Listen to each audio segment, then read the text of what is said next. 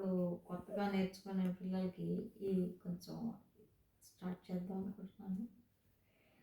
పురంధర్దాసు గారు 72 మేళకర్తలు ఉంటాయి మొత్తము. దాంట్లో 15వ మేళకర్తలోనే మాయామాళ గౌళ రాగం అయితే ఈజీగా ఉంటుంది. సరళీస్వరాలు నేర్చుకోవడానికి స్టార్టింగ్లో ఉంది. ఆయన ప్రవేశపెట్టిన రాగం ఇది.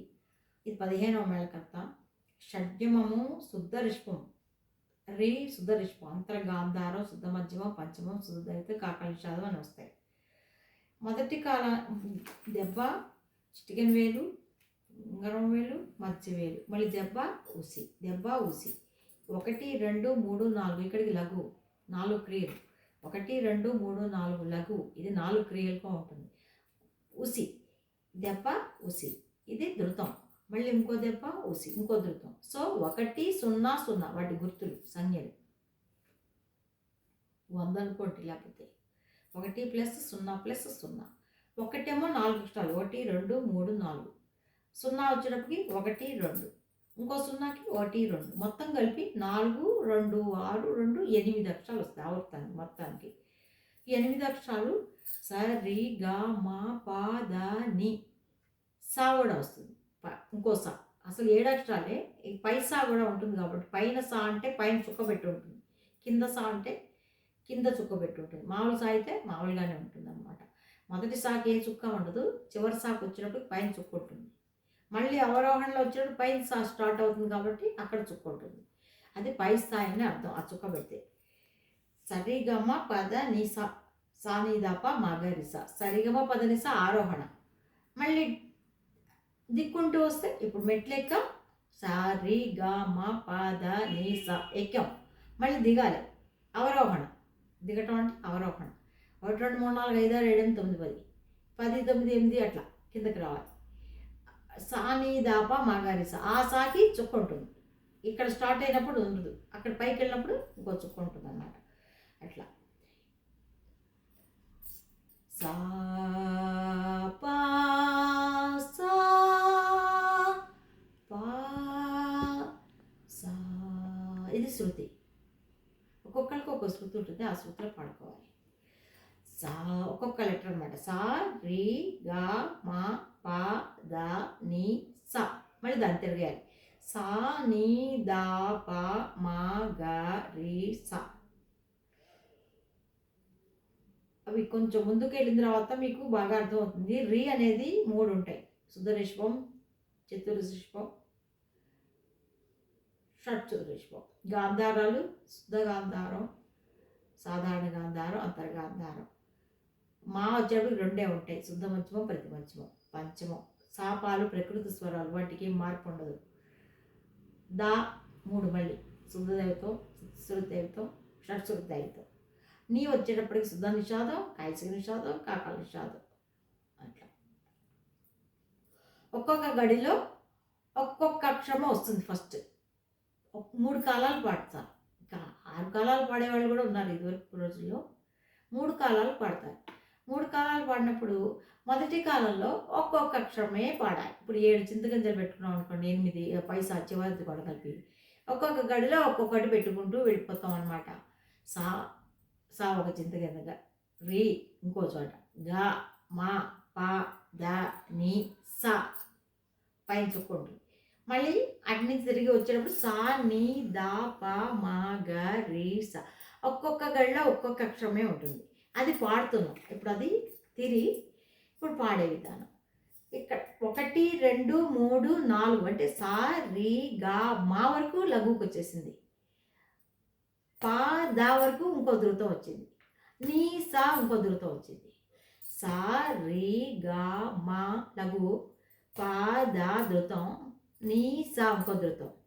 ఒక్కొక్క గడిలో ఒక్కొక్కటిగా పాడేది మొదటి కాలం. సా రి గ మ ప ద ని సా. ఆ సా పైకి వెళ్ళింది కాబట్టి పక్కన చుక్క పైన పెట్టాలి చుక్క. మళ్ళీ తిరగేసి తాళం మాత్రం మామూలే.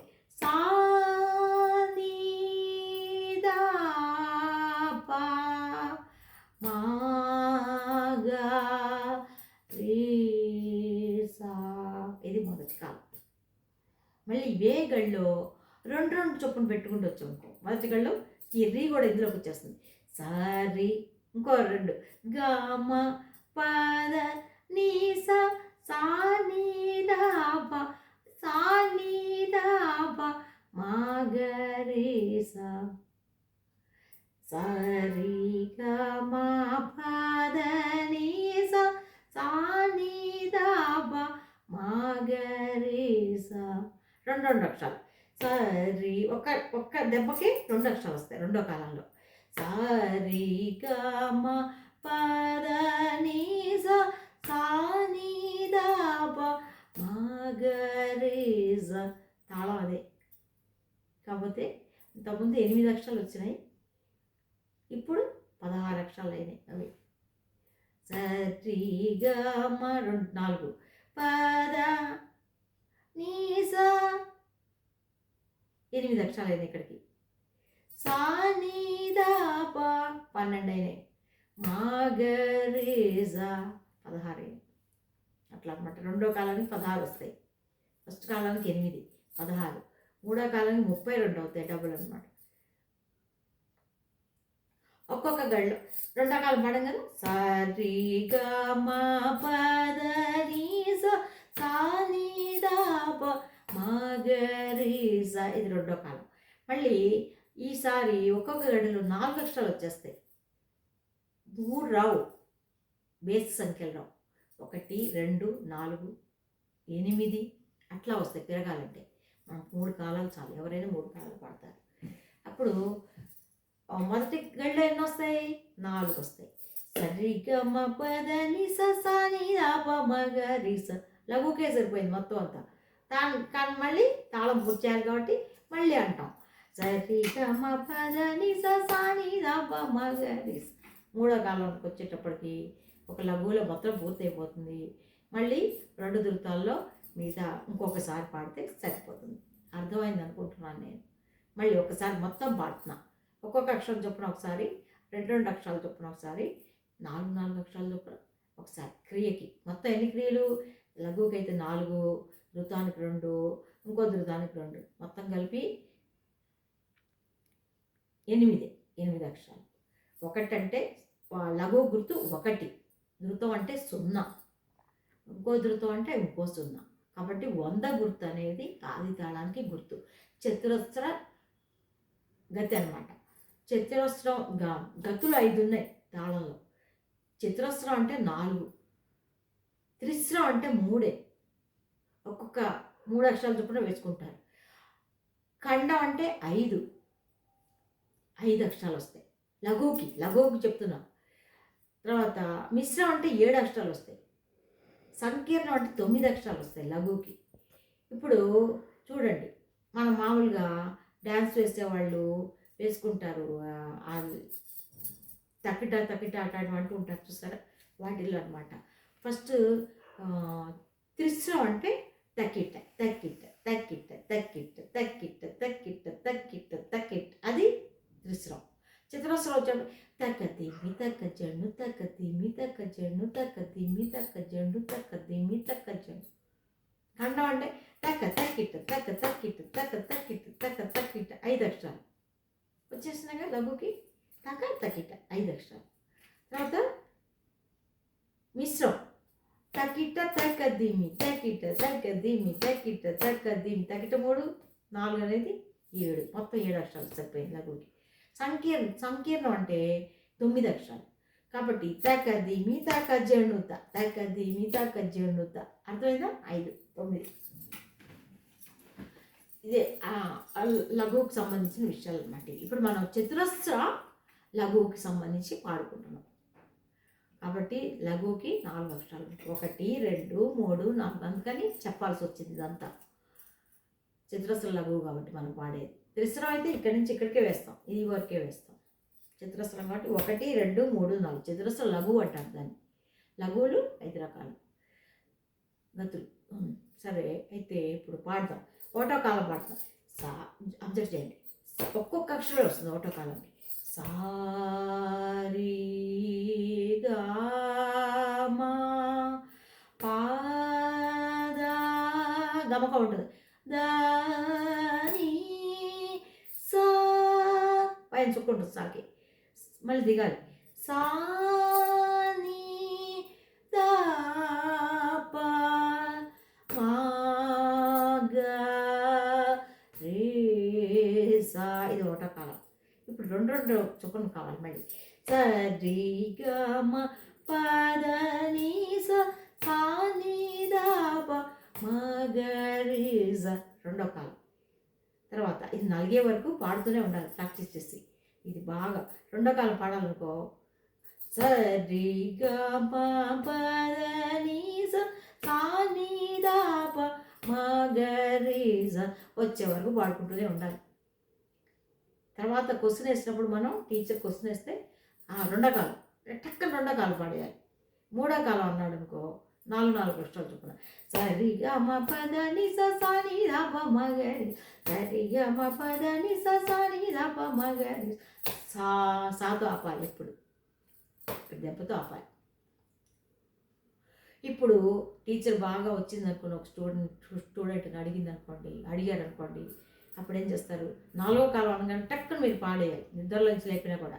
సరి గ మ పద ని స సా ని ద ప మ గ రి. సరి గ మ పద ని స సా ని ద ప మ గ రి. రెండోసారి ఎందుకు పాడాం, మళ్ళీ తాళం సగంలో ఆగిపోయింది కాబట్టి మళ్ళీ రెండోసారి పాడాల్సి వచ్చింది. రెండో కాలం పాడమ్మా అంటారు ఆవిడ. అప్పుడు సరి గ మ పద ని స తాళం లేదు ఇంకా, సా ని ద ప మ గ రి స. ఒకటో కాలం పాడమ్మంటారు. సరి గ మ పద ని స సా ని ద ప మ గ రి స. ఆరోహణ ఒకటి పాడమంటారు. ఆరోహణ అంటే ఫస్ట్ స్టార్టింగ్ మెట్లు ఎక్కేది. అవరోహణ ఒకటి పాడమంటే మెట్లు దిగేది పాడాలి. ఆరోహణ పాడమ్మా. సరి గ మ పద ని స. అవరోహణ పాడమ్మా.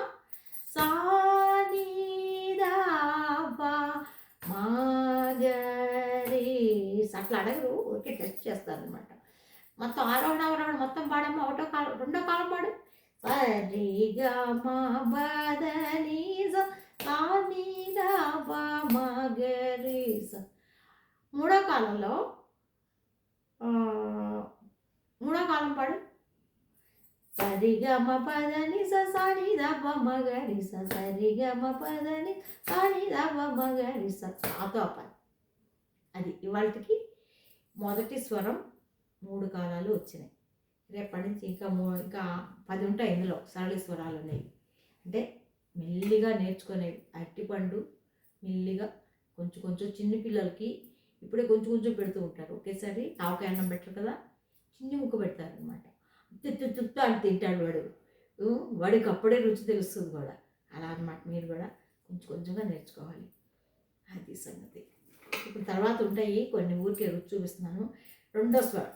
సరిగమ సరిగమ సరిగమ పద ని స. సరిగమ పట్టు రావడం కోసం ఆ 3 సార్లు పెట్టాడు. సరిగమ సరిగమ సరిగమ పద ని స ని ద ప స ని ద ప స ని ద ప మ గ రి స. ఇది రెండో స్వరం. మళ్ళీ సరిగమ సరి సరి సరిగమ పద ని స స ని ద స ని స ని స ని ద ప మ గ రి.